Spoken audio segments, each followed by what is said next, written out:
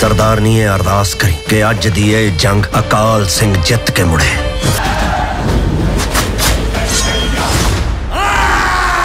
Hai everyone, welcome to Om Brewok Story. Semoga kalian sehat selalu dan diberikan rezeki yang berkah ya. Kali ini Om akan membahas alur cerita film kolosal Punjab yang berjudul Akal The Unconqueror. Ya itulah. Keluaran tahun 2025. Film ini mengisahkan pejuang yang awalnya diremehkan mencoba melindungi kerajaannya dari invasi bangsa Afghanistan. Namun dengan keteguhannya dia mencoba mengalahkan semua musuh-musuhnya. Dianggap lemah ternyata badas cuk. Udah langsung aja bemper Om Brewok Story.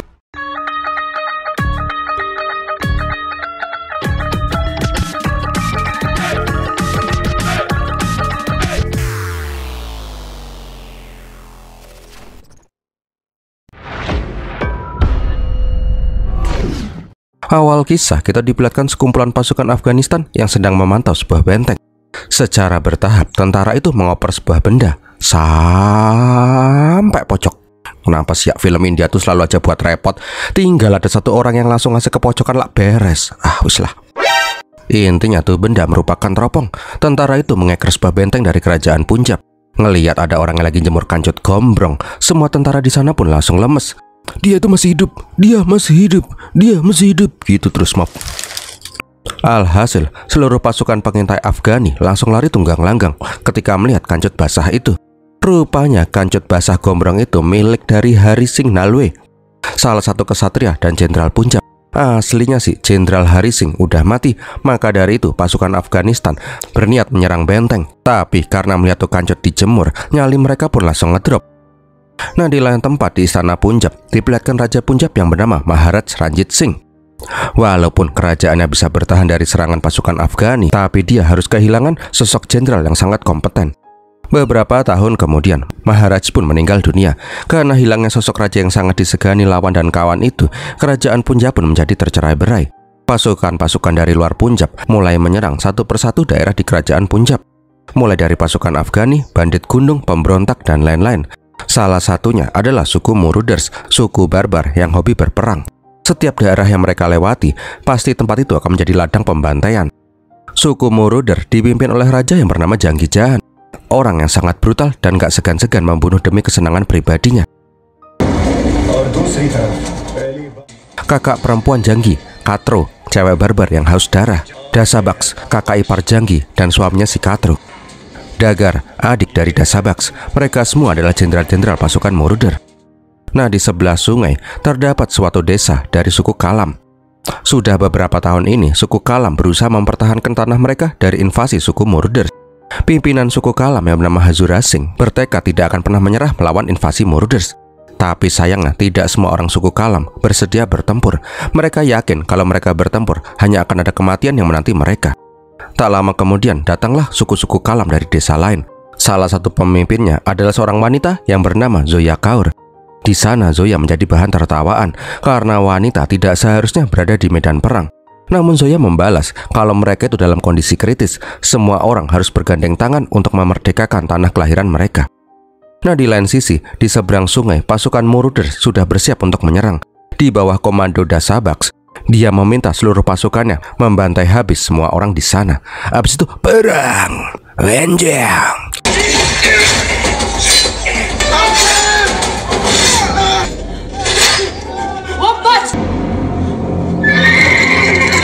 Singkat cerita, pasukan Kalam pun berhasil terdesak. Di saat pasukan Muruder hendak membantai orang-orang Kalam, datanglah jagoan kita, Akal Singh. Dengan busur panahnya, dia membunuh setiap orang Muruder yang nakal-nakal itu. Setelah pasukan Muruder terdesak, salah satu bapak tua yang tadi menghina Zoya bilang kalau mereka tidak akan bisa menang. Bahkan wanita di pasukan Muruders sangat lihai berperang. Dia memohon lebih baik mereka kabur aja daripada harus dibantai.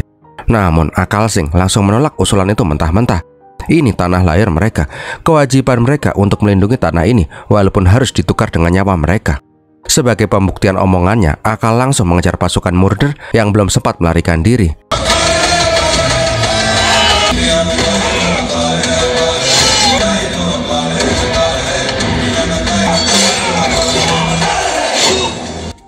Karena hal itu jugalah pasukan Kalam yang sebelumnya udah memble kembali bersemangat.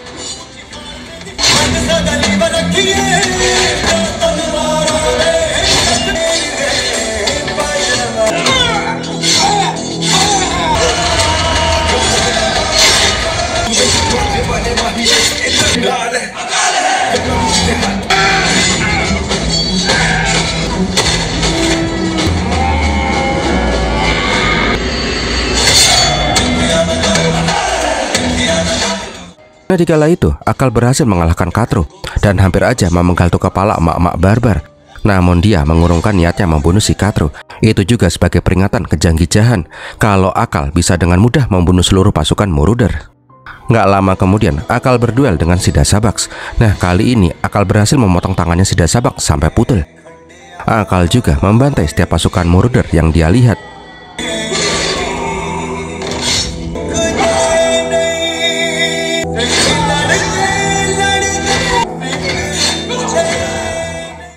Akhirnya untuk pertama kalinya pasukan Moroder kalah telak dan lari tunggang langgang.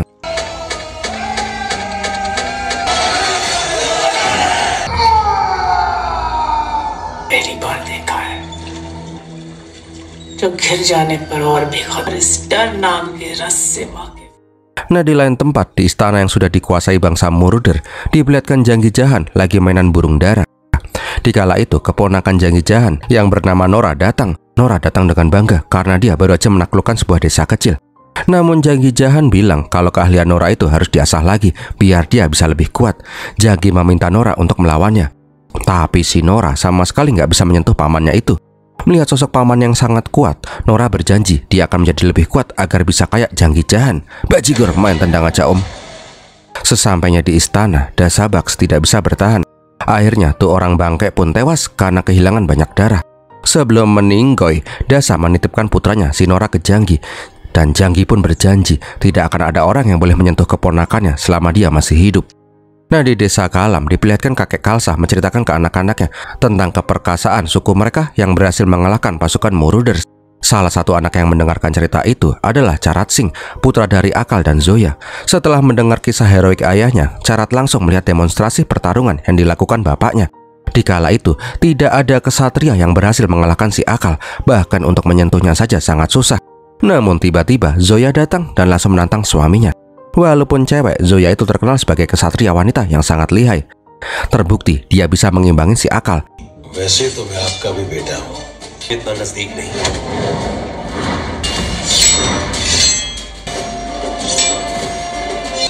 Ya, walaupun ujung-ujungnya kalah juga sih.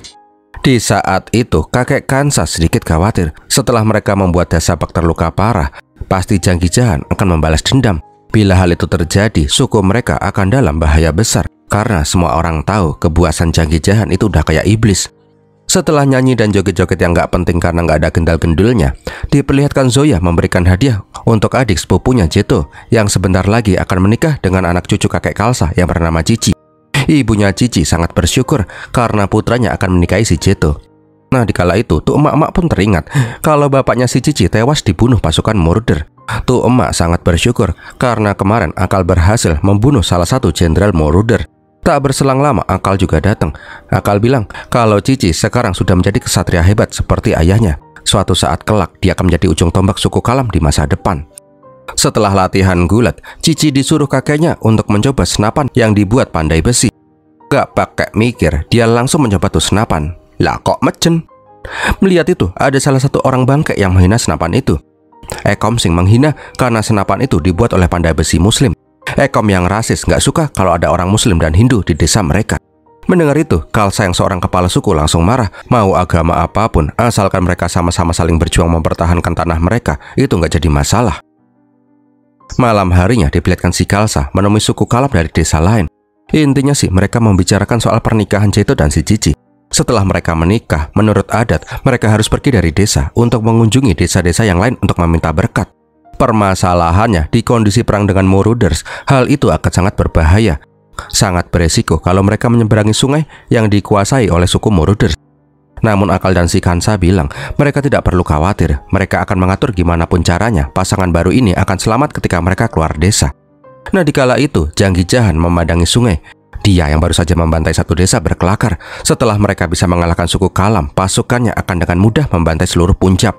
Sedangkan di sebelah, Akal bilang, di seberang sungai itu ada musuh yang sangat kuat. Namun bila mereka bisa mengalahkan Moroders, bangsa Punjab akan selamat. Untuk konfrontasi, Akal langsung mengeluarkan busurnya. Hebatnya, walaupun jaraknya sangat jauh, busur panah Akal bisa sampai di seberang sungai. Mendapat tantangan seperti itu membuat Janggi Jahan semakin tertantang untuk mengalahkan suku Kalam yang selama ini menjadi duri dalam daging. Sepulangnya ke istana, Janggi mempersiapkan pasukannya. Diperlihatkan juga budak-budak yang ditangkap dari segala penjuru tempat yang pernah Janggi Jahan taklukkan. Janggi juga disambut oleh si Katro karena pulang membawa budak yang sangat banyak. Tapi nggak lama kemudian Dagar keluar dengan muka yang digubet-gubet. Dagar meminta si Janggi untuk menepati janjinya menguasai Punjab. Kalau Janggi nggak sanggup, lebih baik posisi raja diserahkan ke dia aja. Dagar itu sangat marah karena kakaknya tewas di tangan suku Kalam, dan dia juga harus menanggung malu karena wajah tampan rupawannya sekarang jadi codet. Orang-orang sekarang memanggil dia dengan nama Dagar Codet. Akan malu. Untungnya perdebatan itu dibuyarkan oleh kedatangannya si Nora. Nora yang emang ngefans sama pamannya memuja-muja si Janggi Jahan sebagai raja murder yang paling keren sak jagat dunia. Nah, di kala itu Janggi memberi sebuah belati ke Nora. Belati itu menandakan sebagai keberanian untuk seorang kesatria. Namun Nora menolak. Dia tidak mau menerima belati itu sebelum bisa menaklukkan bangsa Kalam di seberang sungai. Nora meminta Janggi agar mengizinkannya memimpin pasukan ke seberang sungai. Dia akan membunuh Akal Singh dengan tangannya sendiri. Tapi Janggi menolak mentah-mentah permintaannya si Nora. Sebagai kesatria yang baik, tidak hanya harus kuat, tapi harus tahu strategi berperang yang baik dan benar. Setelah Janggi pergi, Nora malah dipengaruhi oleh si Dagar. Selama bertahun-tahun, dia mengabdi ke Janggi, tapi hasilnya apa? Muka tampan rupawannya jadi codet kayak gini. Dagar yang sudah mengabdi aja nggak dihargain, apalagi Nora yang kebanyakan omong. Kalau Nora pengen membuktikan kebenarannya, Nora harus bisa membuktikan perkataannya. Gara-gara manipulasi si Dagar, Nora berniat menyeberang sungai untuk membunuh Akal Singh agar paman Janggi bisa bangga kepadanya. Nah, di desa Kalam, Akal dan si Kalsa mempersiapkan pasukannya untuk menahan pasukan Moroder. Tapi tiba-tiba si Ekom datang. Ekom bangke emang. Dia tuh marah-marah karena tidak diizinkan melarikan diri. Padahal sekarang suku Moroder udah bersiap untuk menyerang mereka. Pengecut kan bacot. Karena ini orang terus saja nyolot, Akal langsung menodongkan pedangnya. Hampir aja tuh pala Ekom putul.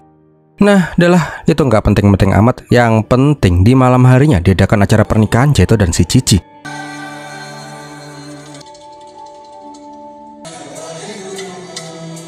Keesokan harinya Jeto dan si Cici harus pergi dari desa. Sialnya, pasukan Nora sudah berhasil menyeberangi sungai dan bersembunyi di hutan. Ketika rombongan pengantin lewat, Nora langsung menyerang. Alhasil banyak korban jiwa yang berjatuhan di sana.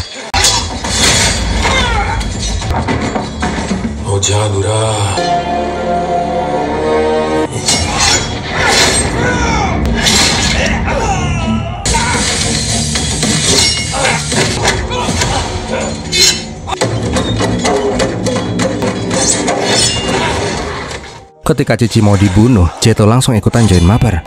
Sialnya, Cici itu berhasil diserang hingga tumbang. Untung aja di saat yang tepat Akal datang. Di hadapan si Akal, Nora sama sekali nggak bisa berkutik.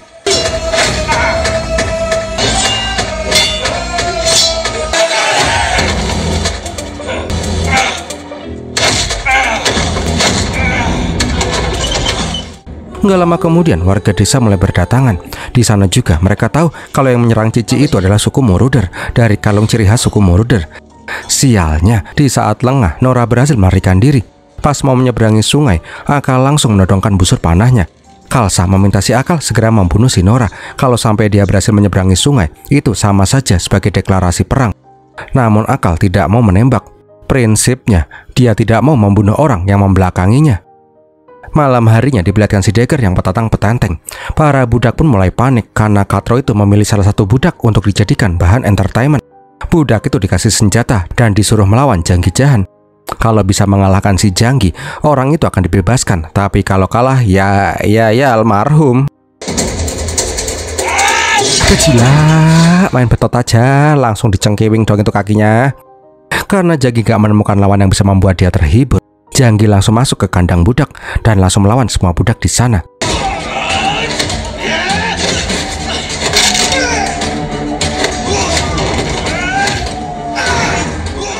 Tapi gimana ya, bos terakhir dilawan cowok. Semua para budak-budak itu pada diontang-anting mental-mental lah. Pas lagi happy-happynya suasana hati, suasana pun langsung berubah jadi kelam ketika si Nora pulang dengan badan penuh dengan luka. Melihat Nora yang kayak gitu, Janggi pun semakin marah. Di sisi lain, Kalsa meminta semua kesatria untuk bersiap. Dia tahu Janggi pasti akan segera menyerang mereka. Ekom lagi, ini orang kebanyakan ngedabus. Si Ekom itu meminta seluruh orang untuk kabur aja. Kasihan anak-anak dan wanita harus mati dibantai kalau si Janggi sampai menyerang mereka. Atau kalau enggak, mereka menyerah aja sekalian sama si Janggi. Namun si Jeto langsung mematahkan omongannya si Ekom. Seluruh wanita akan berjuang untuk mempertahankan tanah mereka. Kalau Ekom mau kabur, silahkan kabur sendirian. Pengecut ya pengecut aja. Jangan bawa-bawa anak-anak dan cewek-cewek sebagai alasan dong. Kembali lagi ke Muruders, anak buahnya si Janggi ngasih tahu kalau Nora itu berniat menyerang suku Kalam di seberang sungai. Karena kurang persiapan, pasukan Nora dibantai oleh Akal Sing. Di saat itu, Katro mulai sadar kalau Akal Sing lah yang akan menjadi ancaman untuk suku Muruder. Katro itu hampir dibunuh oleh si Akal. Desa Baks juga dibunuh oleh si Akal. Dan sekarang putranya hampir mati dibantai oleh si Akal Sing. Karena hal itu jugalah Janggi berniat menyerang habis-habisan ke seberang sungai. Janggi juga menyuruh Degar untuk bersiap-siap. Mendengar itu, Degar tersenyum lebar karena rencananya mulai berjalan. Nah di kampung, Carat pun bilang dia juga pengen berjuang dengan kesatria-kesatria Kalam yang lain. Tapi orang-orang meminta si Carat bersabar. Belum saatnya Carat untuk ikut berperang. Carat harus giat berlatih agar kelak bisa jadi kesatria seperti bapaknya. Walaupun dilarang, Carat tetap ingin ikut berperang karena pada dasarnya dia tuh sangat hebat dalam memanah. Tak lama kemudian, warga desa yang tidak sanggup berperang diungsikan ke desa lain. Di malam itu, Carat bilang ke bapak emaknya kalau dia akan bertarung. Mendengar hal itu, Akal sangat bahagia karena putranya tumbuh menjadi anak yang sangat pemberani. Tidak mau mematahkan semangat anaknya, Akal meminta si Carat untuk melindungi ibunya ketika Akal berperang. Akal memasrahkan keselamatan ibunya ke Carat. Setelahnya, Akal dan kesatria Kalam yang lain langsung bergegas pergi ke medan perang. चिंगारियां तो उठेंगी दीनार नहीं आता। लाल सिंह, क्या देख रहे हो? Bangkeknya, Ekom yang tukang bacot malah berkhianat ke pasukan Muruder. Tapi tenang, belum sempat informasi bocor, pasukan Muruder di sana langsung dibantai habis. Walaupun udah ke gap, Ekom tetap aja ngibul kalau dia itu nggak tahu apa-apa. Setelah Akal pergi, Kalsa bertanya siapakah orang-orang tadi dan apa yang dilakukan oleh Ekom di sini. Jengkel ini pengkhianat terus-terusan aja membuat masalah. Ekom ditabok dan menjatuhkan uang Muruder. Baru deh Kalsa sadar kalau Ekom lah yang selama ini membocorkan strategi perang Kalam. Nggak mau rahasianya terbongkar, Ekom malah langsung menikam si Kalsa hingga dia metong. Nah di tempat lain, Akal mengejar tentara Muruder yang berhasil menyeberang ke sungai. Di saat itu Akal tidak menembak karena sesuai prinsipnya, dia nggak mau menembak dari belakang. Ngeheknya tuh orang bangke malah berbalik badan dan menghina si Akal dari seberang sungai. Ya tuh busur panah langsung nancap di dada dong. Kok sek. Om salah ternyata. Rupanya yang ditikam itu bukan si Kalsa, melainkan si Ekom duluan yang berhasil ditikam sama si Kalsa. Motar. Beberapa waktu kemudian, Pak Jupri yang terkena panah sampai di markas Muruder. Sebelum metong, Jupri bilang kalau ini semua perbuatan Akal Sing. Hal itu semakin membuat si Janggi Jahan semakin emosi. Apalagi si Codet Degar manas-manasin si Janggi. Kalau Janggi itu nggak ada apa-apanya dibandingkan si Akal Sing. अकाल सिंह इतना लड़ा है अकेले ने ही 5-7 लोगों रणजीत नगाड़ा। Sialnya, pas para kesatria Kalam lagi nggak ada di desa, pasukan Muruder menyerbu desa.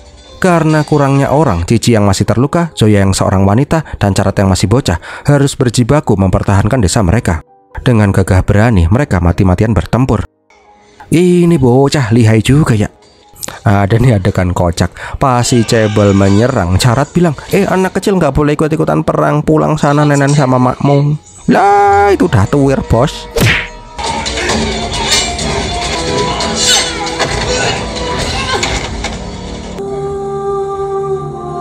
Ketika Carat mau dipenggal oleh pasukan musuh, tiba-tiba si Cici keluar dengan membawa senapan. Walaupun tubuhnya masih belum pulih karena kemarin dibacokin, Cici ikutan join mabar juga. Sialnya, bos terakhir malah datang. Tanpa ampun, Janggi Jahan membunuh setiap orang, nggak peduli itu wanita ataupun anak-anak. Ya udah deh, Zoya pun langsung duel one by one dengan si Janggi Jahan.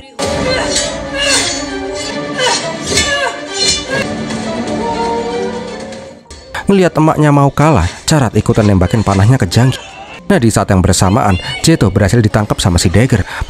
Melihat istrinya mau dipelekoto sama Mat Codet, Cici langsung gaplok tuh Mat Codet pakai popor senapan. Namun sialnya, Cici langsung dikepung dan dibacok-bacokin sampai dia tumbang. Walaupun sudah di ujung ajal, Cici tetap tidak mau menyerah. Sampai akhirnya Cici pun tewas.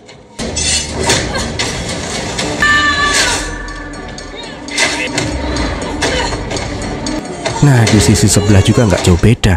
Zoya dan si Charan yang melawan Janggi nggak berkutik sama sekali. Ketika Zoya hendak dibunuh, Charan mencoba kemandil di tangannya si Janggi. Namun tanpa segan, Janggi langsung menikam si Zoya hingga dia tumbang. Alhasil di malam itu, seluruh rakyat Kaleb yang berada di desa ditumpas habis. Ketika Akal kembali ke desa, dia melihat istrinya yang sudah sakratul maut. Di ujung kematiannya, Zoya bilang kalau dia sangat menyayangi Akal dan si Charan. Zoya juga meminta si Akal melindungi si Charan. Setelah itu, Zoya pun menghembuskan napas terakhirnya. Keesokannya, diadakan acara kremasian untuk orang-orang yang tewas dibantai oleh bangsa Muruders, termasuk Zoya dan si Cici. Nah, di lain tempat, pas Janggi pulang ke markas, Katro pun langsung marah besar. Katro ngamuk karena si Janggi itu tidak mengindahkan perintah kakaknya. Karena ulah Janggi yang menyeberang ke desa Kalam, hal itu akan membuat pasukan Kalam semakin berani melawan mereka. Katro tahu benar kalau musuh terbesar mereka itu adalah Akal Sing. Mereka itu nggak bisa asal serang begitu saja, karena si Akal Sing itu adalah ksatria yang paling kuat. Karena bosen selalu aja dibanding-bandingkan dengan si Akal Sing, Janggi pun langsung emosi. Hampir aja dia membunuh kakaknya sendiri. Setelah agak tenang, Katro punya ide gimana kalau Akal dan si Janggi itu berduel 1 lawan 1 untuk membuktikan siapakah ksatria yang paling hebat di antara mereka. Keesokan harinya, utusan Muruder pun datang memberikan surat tantangan duel. Khalsa aslinya sih ragu, mungkin ini jebakan dari Muruder. Namun Akal nggak gentar kalau harus duel hidup atau mati dengan si Janggi. Nggak cuman itu, Akal bilang ke utusan, Janggi nggak perlu repot-repot menyeberangi sungai. Biar aku dan pasukanku yang mendatangi markas Muruders. Pagi harinya, Akal bersiap pergi ke markas Muruders. Charat aslinya sih pengen ikut, tapi langsung dilarang oleh si Akal. Akal berjanji dia akan kembali hidup-hidup membawa kepala Janggi Jahan. Singkat cerita, pasukan Kalam pun sampai di markas Muruders. Nggak perlu pakai basa-basi dah, duel antara kedua ksatria pun dimulai.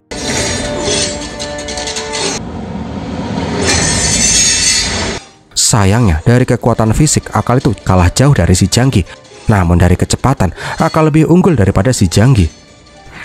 Pas lagi seru-serunya duel, si Dagger malah nyeletuk. Kalau pertarungan ini sudah direncanakan, siapapun yang kalah, dia akan mendapatkan keuntungan. Kalau Akal tewas, dendamnya akan terbayarkan. Tapi kalau si Janggi yang tewas, Dagger akan dengan mudah merebut tahta Raja Muruders. Gak lama berselang, Akal pun kalah. Dia tergeletak tak sadarkan diri. Di saat semua orang udah pasrah, kakek Khalsa malah nyanyi. Mendengar suara cempreng kakek Khalsa, kuping Akal pun jadi panas. Dia jadi bisa melihat sosok istrinya yang memberi semangat ke Akal. Habis itu gimana? Ya pakai tanya. Peran utama kita langsung bangkit lah.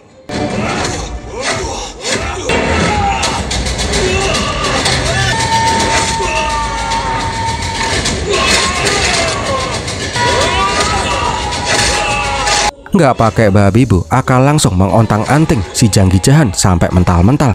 Sekarang situasi berbalik, Janggi yang sebelumnya belum pernah kalah harus takluk di hadapan pejuang Punjab.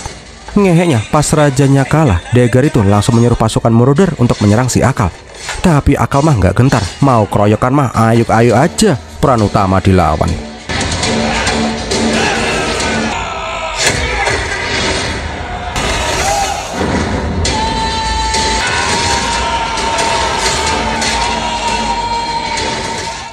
Melihat Akal yang kerasukan jin Iprit, Janggi yang katanya kesatria pemberani malah mencoba kabur. Tapi nggak semudah itu Ferguson. Akal pun langsung mengejar Janggi dan langsung membunuhnya.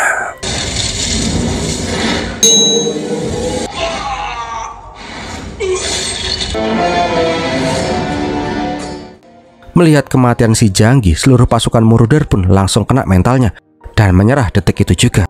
Menang deh. Dan filmnya pun berakhirlah. Endingnya cuman gitu, nggak seru amat endingnya. Tapi ada nyempil dikit nih. Pas kembali ke desa, Jeto berterima kasih ke Akal karena dendam suaminya, si Cici, sekarang sudah terbalaskan. Begitu juga dengan si Charat. Walaupun babinya nggak membawa pulang kepala Janggi, tapi dia udah puas mengetahui pembunuh ibunya sudah mati dipenggal. Tamat. Belum ternyata. Di lain sisi, tentara Muruder yang kehilangan sosok Janggi langsung kembali ke negara mereka. Di saat itu, kita diperlihatkan Dagger yang cengar-cengir karena mengira dia akan menjadi raja. Tapi di ruangan sebelah, Nora yang kemarin udah sendilap-sendilip mau mati, akhirnya siuman. Kayaknya sih ini bersambung nih film. Wow, gimana film ini sob? Semoga menghibur ya. Kalau kalian suka silahkan like, komen, dan share. Jangan lupa subscribe. Kalau ada yang mau support Om, bisa dengan super thanks ya. Om bakal terima kasih banget. Terima kasih juga udah nonton sampai detik ini. Om Brewoks pamit dulu dan Birmilatin.